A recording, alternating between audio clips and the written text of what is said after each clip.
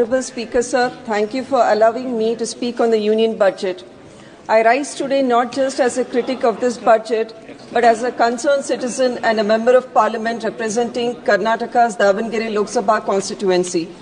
I stand to contest what the incumbent government promises of its failed Viksit Bharat dream. They say, Sabka Saath, Sabka Vikas. The reality reads more like, Kuch Ka Saath, Chuninda Corporate Ka Vikas.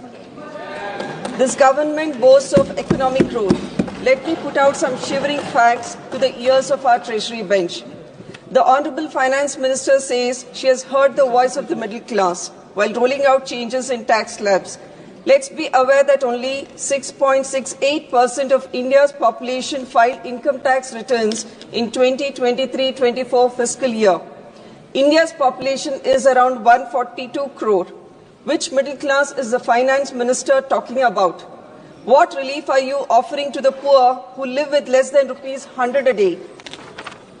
Graduate unemployment rate stands at 29.1%, which is the highest in recent history.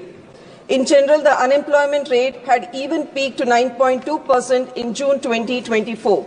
Since 2014, real wage growth has been abysmal. Agricultural labourers' wages increased by just 0.8%, non-agricultural workers by 0.2%, and construction workers face negative wage growth. The number of billionaires has surged to 200, with the wealth rising 41% in 2024, while the top 1% now control more than 40% of India's wealth, which is the highest inequality since the British rule. The public sector banks have written off 9.90 lakh crore in bad loans to corporates in the past 5 years. Is this Viksit Bharat? The household debt is at a record 39% of GDP. 100 million promised manufacturing jobs which never materialized.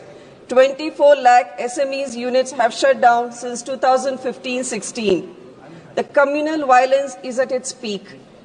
Has the government uttered a single word on the need for secularism and brotherhood?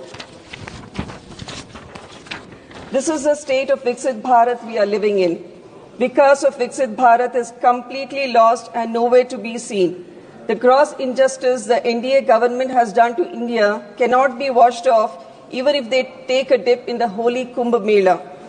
Our farmers are struggling with the NABARD allocation slashed by 58%. And cooperative banks tripled, forcing lakhs of farmers into private moneylenders' hands. Meanwhile, the government remains silent on legally guaranteeing MSP, leaving farmers vulnerable to exploitation. Honourable Speaker, sir, let me now turn to what I call this government's triple talaq on rural India, the systematic dismantling of Manrega, NABARD and our self-help groups. As a doctor, I present the latest chapter in this government's healthcare horror story. The Finance Minister has allocated rupees 99,858 crore for healthcare in financial year 25-26. Let me give you the real prognosis. The current medical inflation rate in India is 14%, which is highest among Asian countries, including China. We have a 79.5% shortfall of specialists, and doctors are working 36-hour shifts. Let's talk about priorities. India's healthcare spending stands at just 2% of GDP. For a nation aiming to become a developed economy by 2047, how can we dream of a Viksit Bharat when lakhs of people still go bankrupt over hospital bills? Even the PPP model is suffering with no governance structure and zero ownership. It's become nothing more than publicity, propaganda and photography.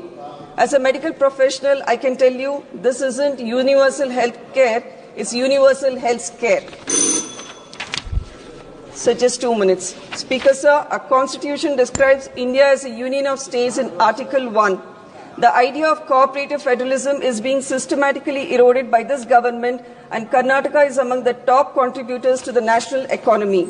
Karnataka contributes rupees 4.3 lakh crore in taxes, yet receives only 13 paisa for every 1 rupee given, yet the centre happily distributes funds elsewhere to serve its political interests.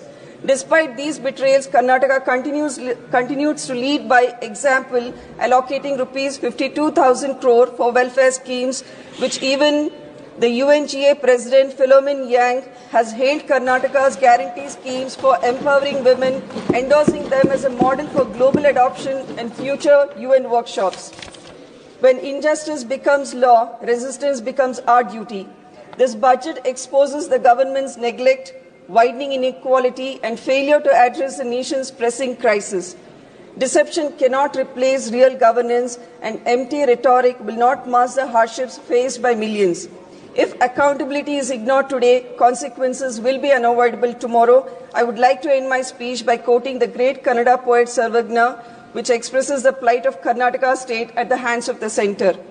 Gorkalla mel malegaredare, akkallu neeru kuduvude Sarvagna. Jai Hind, Jai Karnataka, Jai Samvidhan. Thank you.